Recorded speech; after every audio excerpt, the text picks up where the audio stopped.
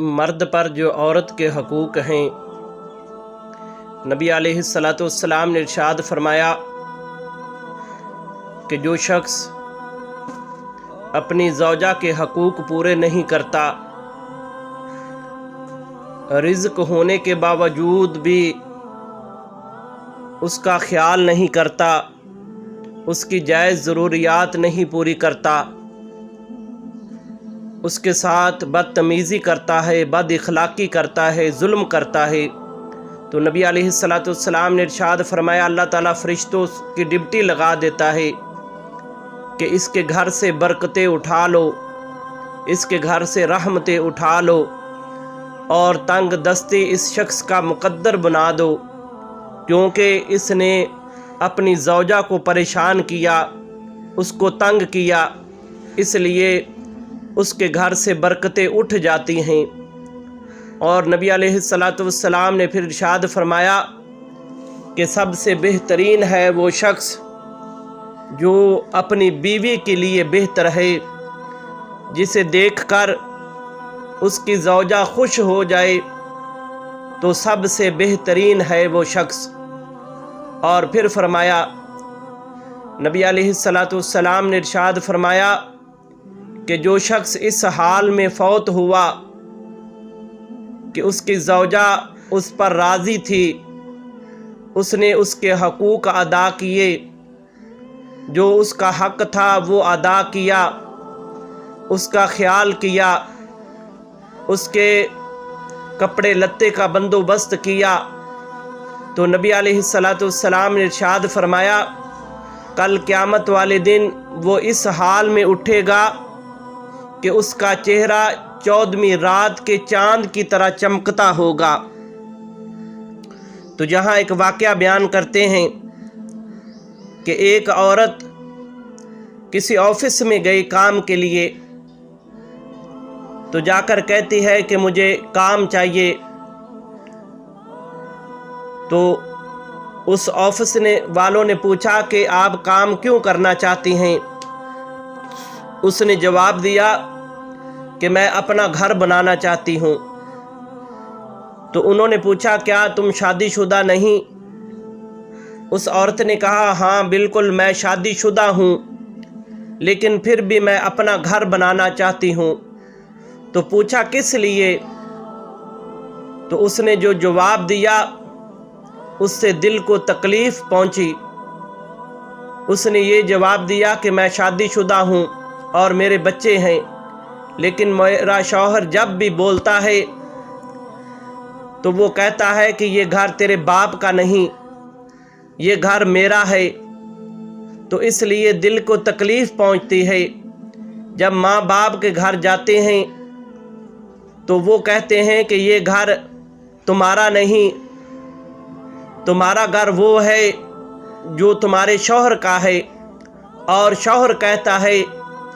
کہ یہ گھر تمہارے باپ کا نہیں، یہ میرا ہے، اس لیے میں نوکری کرنا چاہتی ہوں اور میں اپنا علیحدہ سے گھر بنانا چاہتی ہوں۔ تو اس واقعے کو سامنے رکھیں۔ دوستان محترم، اللہ تبارک و تعالیٰ نے حدیث پاک میں آتا ہے کہ اچھی بیوی کا ہونا سب سے بڑی نعمت ہے، اور پھر فرمایا کہ جس شخص کو اچھی بیوی مل جائے، خوش اخلاق بیوی مل جائے،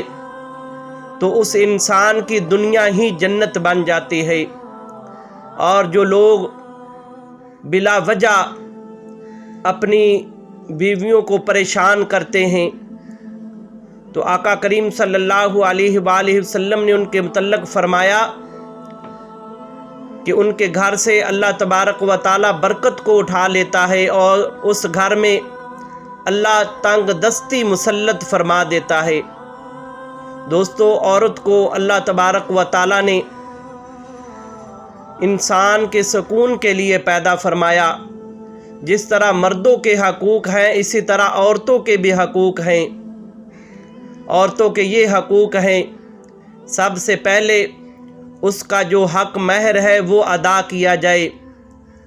اور پھر مرد کی یہ ڈیوٹی ہے کہ وہ عورت کی ضروریات زندگی کو پورا کرے، جو جائز اس کی ضرورت ہے اس کو پورا کرے، اور پھر اس کا حق یہ ہے کہ اسے اچھی خوراک مہیا کرے، اور پھر اس کے والدین، اس کے بھائیوں کے ساتھ اس کے اچھے تعلقات ہونے چاہیے، اور ان کو اجازت ہونی چاہیے کہ وہ اپنے ماں باپ اور اپنے بہن بھائیوں سے جا کر ملے۔ جب ان کے ماں باپ، ان کے بہن بھائی شوہر کے گھر آئیں، اپنی بیٹی کے گھر آئیں، تو ان کے لیے کھانے کا بندوبست، ان سے اچھے اخلاق سے پیش آنا چاہیے۔ یہ عورت کے حقوق ہیں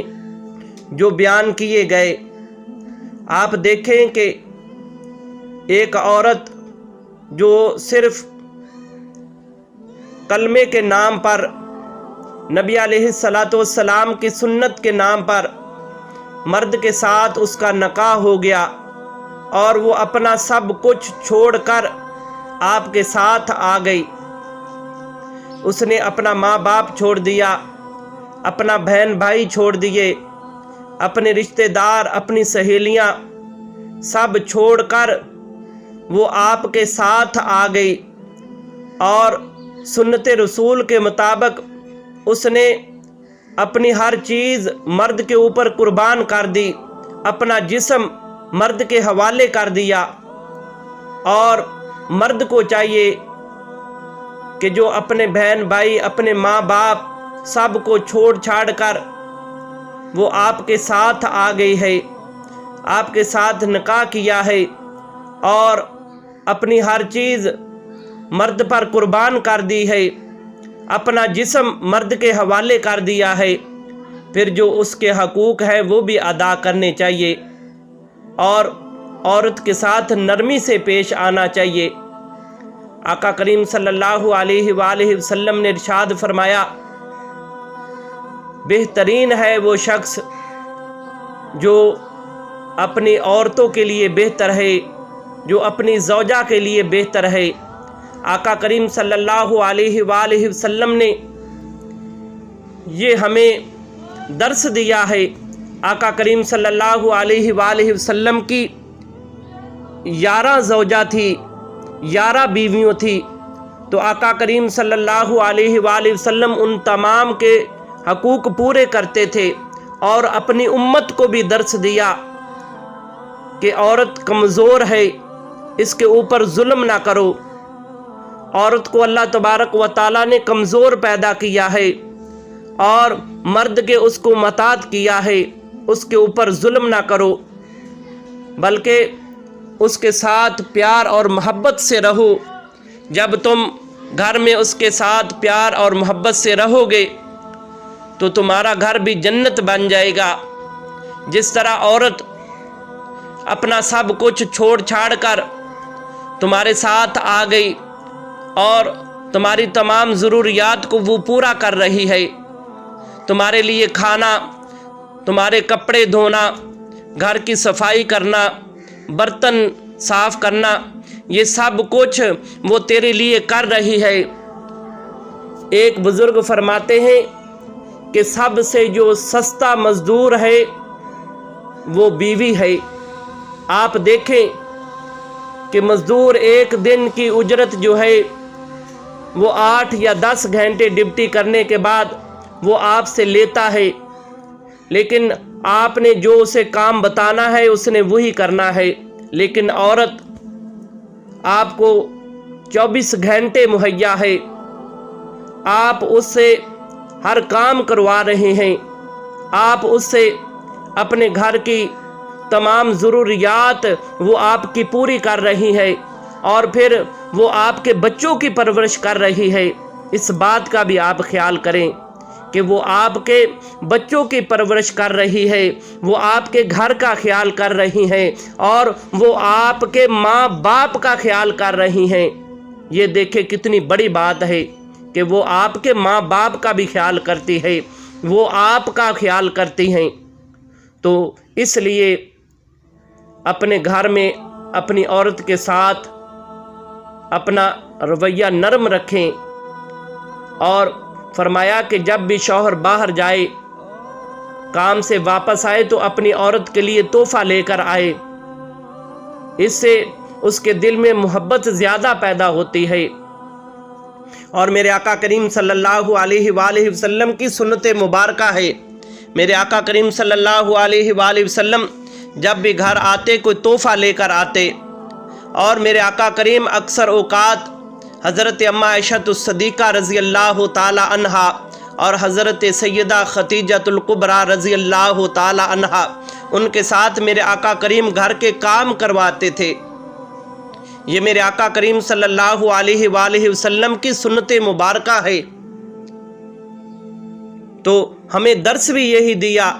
کہ عورت کو کمزور اللہ تبارک و تعالیٰ نے پیدا کیا اور اس کو آدمی کے متحد کیا، اس لیے ان کے حقوق کا خیال کیا جائے، ان کے ساتھ نرمی سے پیش آیا جائے، کیونکہ وہ آپ کی زوجہ ہے، وہ آپ کے نکاح میں ہے۔ اس لیے اللہ کے پاک محبوب علیہ السلام نے ارشاد فرمایا کہ بہترین ہے وہ شخص جو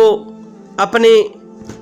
بیوی بچوں کی ضرورت کو پورا کرتا ہے، ان کا خیال کرتا ہے، ان کے ساتھ نرمی سے پیش آتا ہے۔ حضور فرمایا کہ کل وہ قیامت والے دن اس طرح اٹھایا جائے گا کہ اس کا چہرہ 14ویں رات کے چاند کی طرح چمکتا ہوگا۔ تو اس لیے باتیں کچھ کڑوی ہیں لیکن حقیقت ہے، ان پر اللہ جل شانہ ہمیں عمل کی توفیق عطا فرمائے۔ اس دعا کے ساتھ ویڈیو کو ختم کرتے ہیں کہ تمام تعریفیں اللہ وحدہ لا شریک کے لیے، اور درود و سلام آخر الزمان نبی محمد مصطفیٰ صلی اللہ علیہ وآلہ وسلم کے لیے، اور تمام دعائیں والدین کے لیے جن کے والدین اس دنیا سے چلے گئے، اللہ جل شانہ